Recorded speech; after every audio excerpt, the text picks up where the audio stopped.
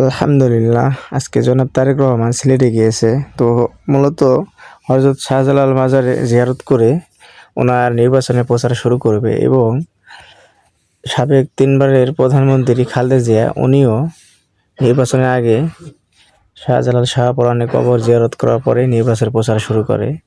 তো ওদের যে পারিবারিক একটা শিক্ষা, ওই ধারা বজায় রাখছে জনাব তারেক রহমান। তো উনি নামাজ পড়তেছেন, নামাজ শেষ দিয়ে কবর জিয়ারত করে পরে নির্বাচনী প্রচার শুরু করবে ইনশাআল্লাহ।